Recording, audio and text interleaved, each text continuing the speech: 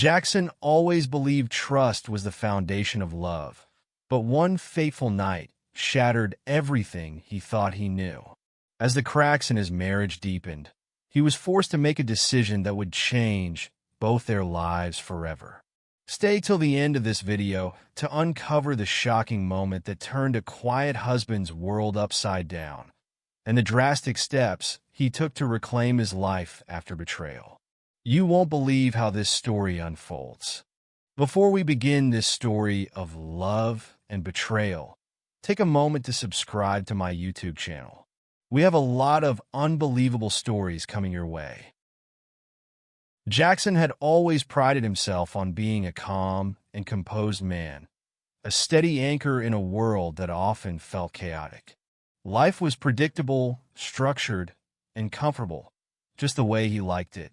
Thursday nights were a prime example of that routine.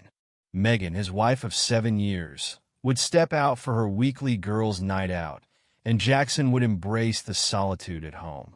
These evenings were a chance for him to unwind, watching a game or reading a book, while Megan got to catch up with her friends. He had never once questioned this arrangement. Megan was vibrant and social, always lighting up a room with her laughter. Jackson admired that about her. He trusted her completely. Why wouldn't he? Their relationship had been built on a foundation of mutual respect and unwavering faith. But life has a way of testing even the strongest foundations. That week, during a break at work, Jackson had found himself in a casual conversation with Ryan, a colleague he'd known for years. Their chats were usually lighthearted, peppered with jokes and harmless banter. But this time, Ryan's words felt like a bombshell. "Hey," Ryan said, leaning back in his chair with a grin. "I don't know if it was her, but I think I saw Megan last week. She was entering a motel with some friends and a few guys." Jackson's heart skipped a beat. For a moment, he thought he'd misheard. "What?" he asked, forcing a chuckle to mask his unease. Ryan shrugged, oblivious to the turmoil he'd just unleashed. "Yeah, I'm not sure it was her, but it looked a lot like Megan. Maybe I'm wrong."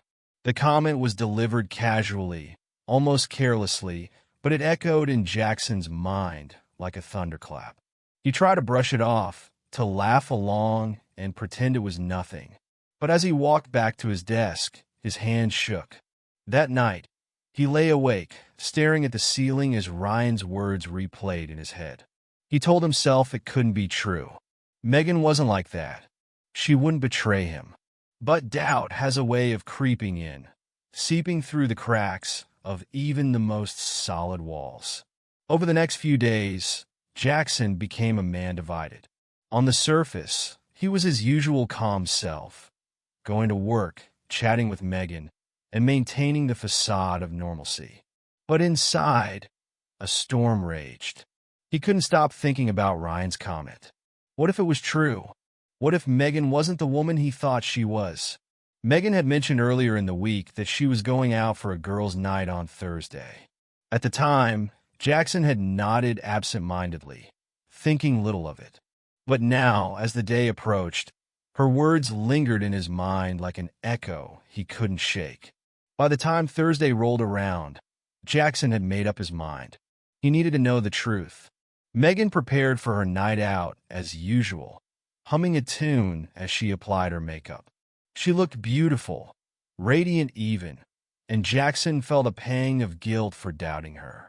She kissed him goodbye and walked out the door, leaving behind the faint scent of her perfume. Jackson waited for 10 minutes, just long enough to give her a head start. Then he grabbed his car keys. His hands trembled as he locked the door behind him. This was uncharted territory for him.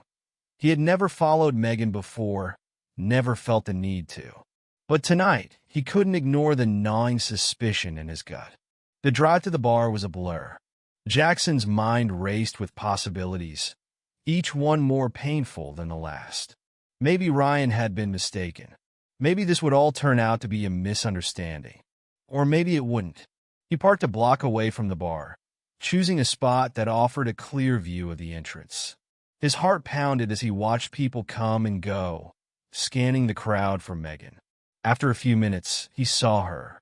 She was laughing, her hair catching the glow of the neon lights. Relief washed over him as he observed her from a distance. She looked happy, carefree. Maybe he really had been overreacting. But then he noticed something that made his breath catch. Megan wasn't sitting with her friends. Instead, she was perched on the lap of a man Jackson didn't recognize. At first, he thought his eyes were playing tricks on him. He blinked, leaned forward, and looked again. It was unmistakable. Megan was sitting on the man's lap, her arms draped around his neck, her laughter mingling with his. Then, as if to confirm Jackson's worst fears, she leaned in and kissed him. The world seemed to tilt on its axis. Jackson's chest tightened, his vision blurred with anger and disbelief. He couldn't move for a moment, frozen by the sight of his wife kissing another man. Finally, anger propelled him forward. He stormed into the bar, his footsteps heavy and purposeful. The noise of the crowd seemed to fade as he approached Megan's table. "What the hell is this?" he demanded, his voice cutting through the chatter around them. Megan's head snapped up, her eyes widening in shock. The man she was with shifted uncomfortably, but didn't move. "Jackson, Megan stammered, her voice barely audible over the pounding music. "Save it," Jackson snapped, his voice trembling with fury. He turned his gaze to the man. "And who the hell are you?" The man opened his mouth to respond, but quickly closed it, his expression a mix of guilt and fear. By now, the bar had fallen silent. Patrons turned in their seats, their curiosity piqued by the unfolding drama. Jackson could feel their eyes on him, could sense their pity and judgment. "Megan," he said, his voice breaking, "is this what you've been doing every Thursday? Is this what your girls' night out really is?" Tears welled in Megan's eyes, but she didn't answer. Her silence was all the confirmation Jackson needed. Without another word, he turned and walked out of the bar. The cold night air hit his face as he stepped outside, but it did little to cool the fire raging inside him. He climbed into his car and gripped the steering wheel, his knuckles turning white. Jackson drove aimlessly through the city, his mind a whirlwind of emotions: anger, heartbreak, and disbelief. He replayed the scene in the bar over and over, each repetition twisting the knife deeper into his chest. He couldn't fathom how Megan, the woman he had loved and trusted for years, could betray him so brazenly. Eventually, he found himself parked by a quiet lake on the outskirts of town. The water shimmered under the pale moonlight, its stillness a stark contrast to the turmoil inside him. He stepped out of the car and sat on a nearby bench, staring out at the horizon. Jackson's phone buzzed in his pocket, snapping him out of his thoughts. He pulled it out and saw Megan's name flashing on the screen. He hesitated for a moment before answering. "Jackson," Megan's voice was shaky, laced with tears. "Please let me explain." "Explain what?" Jackson's voice was cold, devoid of the warmth it usually held for her. "What could you possibly say to make this okay?" "It's not what it looked like," she began, but Jackson cut her off. "Don't insult my intelligence, Megan. I saw you. I saw you with him. You were sitting on his lap, kissing him like—" He trailed off, unable to finish the sentence. Megan sobbed on the other end of the line. "I made a mistake, Jackson. It was stupid, and a mistake?" Jackson's voice rose. "You called it a mistake? How long has this been going on? Was it just tonight? Or have you been lying to me for weeks, months?" There was a long pause. When Megan finally spoke, her voice was barely a whisper. "It started a few months ago. I didn't mean for it to happen. He was just someone who listened to me when I felt lonely." "That doesn't excuse what you did," he said firmly. "If you were lonely, you would have told me." "I know," Megan said through her tears. "I know I messed up, and I'm so sorry. I love you, Jackson. I don't want to lose you." Jackson closed his eyes, his mind racing. He had never imagined himself in this position, faced with the kind of betrayal that could destroy everything they had built together. "I need time," he said finally. "I can't do this right now, Megan. I need to think." Megan started to respond, but Jackson ended the call before she could say more. He sat on the bench for a long time, staring at the water and wondering how their once perfect life had come to this. After ending the call with Megan, Jackson sat on the bench for a long time, staring at the water and wondering how their once perfect life had come to this. He had never been one to make impulsive decisions, but something inside him snapped that night.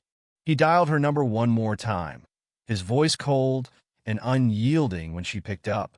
"Don't come home tonight, Megan," he said bluntly. "Jackson, please let me. I'm not in the mood for explanations or apologies. Just don't come home." He hung up before she could respond, his chest heaving with the weight of his anger and heartbreak. The morning light crept through the cracks in the curtains, painting streaks of gold on the walls of Jackson's living room. He opened his eyes groggily, the stiffness in his back a reminder of the restless journey of yesterday. The events of the previous evening were fresh in his mind, vivid and raw. Anger simmered beneath the surface, but it was the dull ache of betrayal that lingered most. Jackson swung his legs off the couch, planting his feet firmly on the cold floor. He ran a hand over his face, the roughness of his unshaven beard grounding him. He couldn't wallow in this pain anymore. Something had to change. He had to act. The decision to change the locks was the first clear thought in his mind. Jackson picked up his phone and searched for a locksmith. After a few rings, a gruff voice answered. "Locksmith Services, how can I help you?" "I need the locks on my house changed today," Jackson said, his voice steady despite the storm brewing within. "Today? We're pretty booked." "It's urgent," Jackson interrupted. "Please, I'll pay extra if needed." The locksmith hesitated, but finally agreed to send someone within the hour. Jackson hung up, exhaling deeply. The locks were just the beginning. Jackson stood at the threshold of their bedroom, the place that had once been a sanctuary for their love. Now, it felt foreign and hostile, every piece of furniture a monument to the life they had built, and the trust Megan had shattered. He strode to the closet and yanked open her side. Her clothes hung neatly, organized just the way she liked. The sight made his chest tighten. He grabbed the largest suitcase they owned from the top shelf, slamming it down on the bed. One by one, he pulled her clothes from the hangers. Dresses, blouses, jackets. All went into the suitcase without ceremony. Her drawers came next. The sound of them sliding open and shut echoed in the silence of the room as he emptied their contents. Jewelry boxes, shoes, even the little trinkets she kept on her nightstand. All of it went into the suitcase. In the bathroom, he cleared her toiletries, sweeping them into a small bag and tossing it on top of her clothes. The faint scent of her perfume lingered in the air, a bitter reminder of her presence. When he was done, he zipped the suitcase shut, its bulging form sitting like a final punctuation mark to their shared life. The locksmith arrived right on time, a wiry man with a weathered face and a toolbox slung over his shoulder. "Good morning. You're the one who called about changing the locks." "Yes," Jackson said, stepping aside to let him in. The locksmith went to work immediately, removing the old locks with a practiced efficiency. Jackson stood by, arms crossed, watching every movement. The sound of the drill was oddly therapeutic, drowning out the turmoil in his head. "You need extra keys?" the locksmith asked as he handed over the new set. "No, just one will do," Jackson replied curtly. The locksmith hesitated, his eyes flickering with curiosity, but he didn't ask questions. When the job was done, Jackson paid him and locked the door behind him. For the first time since the previous night, he felt a small measure of control return to his life. With the locks changed and her belongings packed, Jackson sat down at the dining table. His phone lay in front of him, Megan's name glaring at him from the contact list. He tapped on it, his fingers trembling slightly, and composed a text message. "Your things are packed and outside the house. When you're ready, come pick them up." He stared at the message for a moment before hitting send. There was no room for second-guessing. Megan had made her choices, and now he was making his. After sending the message, Jackson put his phone down and looked around the house. It felt empty, the silence pressing in on him. But it was his silence now, untainted by lies or betrayal. As the rays of sunlight poured through the windows, Jackson stood in the living room, surveying the space. The house was eerily quiet, as though holding its breath. It didn't feel like home anymore, not after the betrayal. He glanced at the suitcase by the front door, filled with Megan's belongings, sitting there like a monument to their crumbled relationship. But Jackson wasn't done. He knew staying in this house, surrounded by memories of their life together, would only keep the wound fresh. It was time for him to leave too. He went to the bedroom and pulled out another suitcase, this one for himself. He moved methodically, packing his clothes, essentials, and a few sentimental items he couldn't part with. Family photos, his favorite books, and his laptop. As he zipped up the suitcase, he paused and looked around the room one last time. "This isn't my home anymore," he whispered to himself. Jackson pulled out his phone and quickly searched for motels in the area. He didn't want to stay too far away. He needed the convenience of being close to work and familiar surroundings, but he wanted to ensure Megan wouldn't know where he was. After scrolling through a few options, he found a modest motel just a few miles away. It was tucked behind a row of trees, inconspicuous but clean. He booked a room for a week, figuring it would give him enough time to plan his next steps. With everything packed and ready, Jackson grabbed his suitcase, locked the front door, and slipped the keys into his pocket. He walked to his car, his footsteps echoing in the stillness of the evening. As he started the engine and pulled out of the driveway, he didn't look back. The house faded into the distance in his rearview mirror, along with the life he had shared with Megan. He arrived at the motel just as night fell. The parking lot was quiet, with only a few cars scattered around. Jackson checked in, the receptionist handing him a key with little more than a polite nod.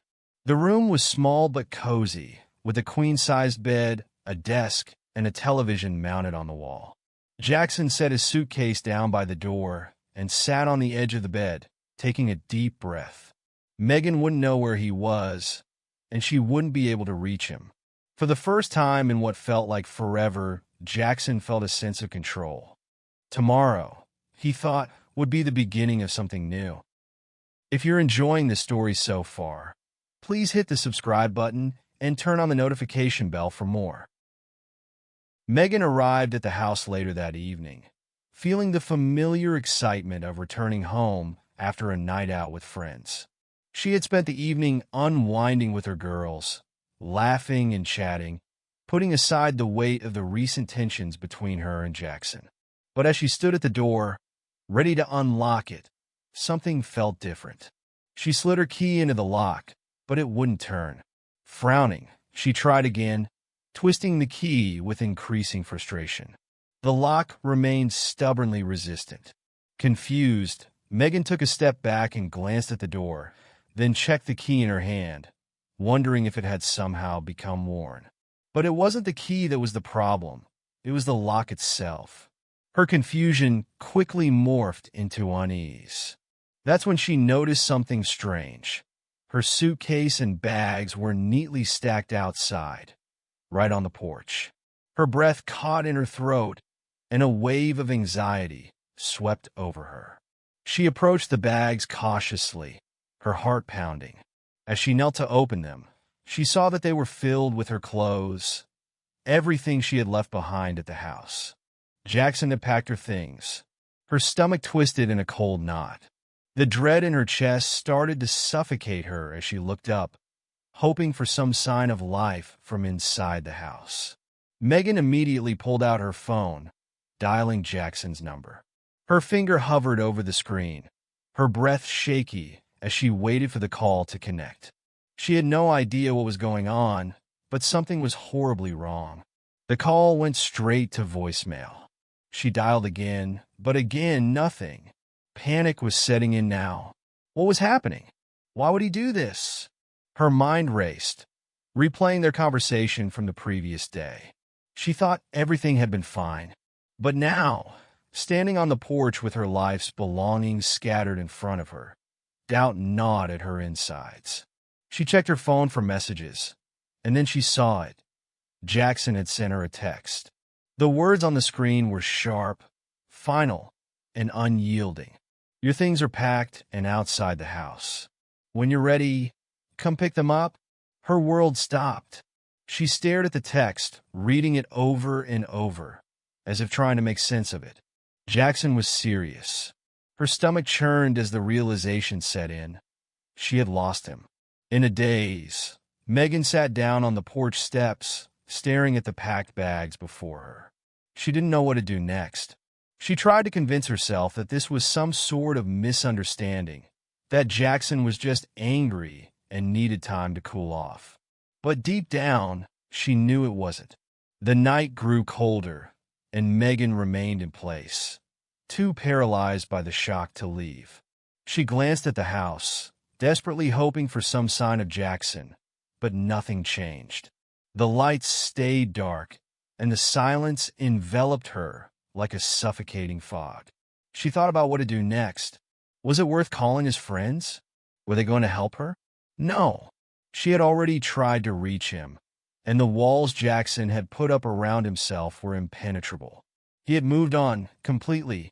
Hours passed, and the weight of the situation began to feel like a physical force pressing down on her. She watched the world go by, people walking past without a second glance, unaware of the woman who had just lost everything.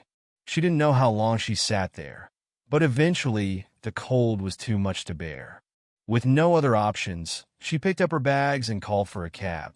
While Megan was still trying to make sense of the chaos, Jackson had already taken swift and decisive action.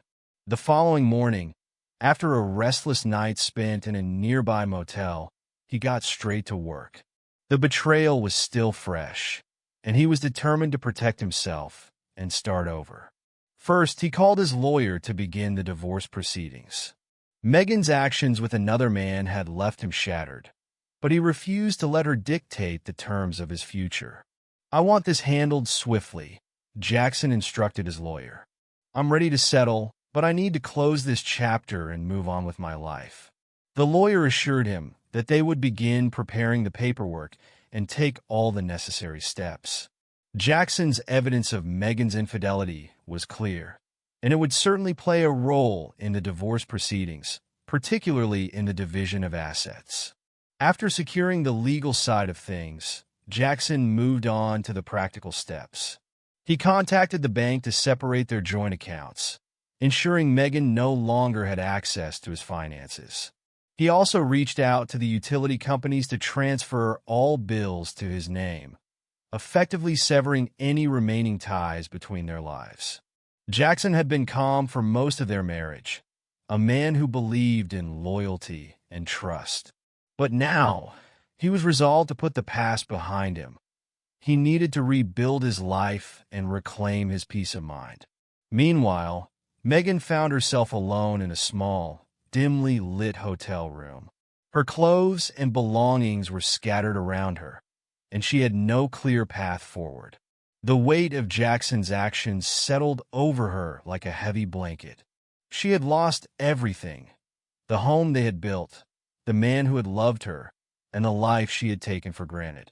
Her phone buzzed with messages from friends asking if she was okay. She ignored them. What could they say that would make any difference? She couldn't even talk to Jackson anymore. Megan had been so wrapped up in her own desires, in the excitement of the new man she had met, that she hadn't considered the consequences. Now, standing on the precipice of a ruined marriage, she had no one to blame but herself. As the days passed, Megan tried reaching out to Jackson through friends, but he had already blocked her number. He had moved on, both emotionally and physically. The reality of their divorce sunk in, and she realized she had no leverage, no way of convincing him to return. The legal proceedings moved quickly. Jackson, now represented by a skilled attorney, filed for divorce on the grounds of infidelity. The case was straightforward, and Megan, realizing the weight of her actions, didn't contest it. She accepted the inevitable, though the process left her with a bruised ego and an uncertain future.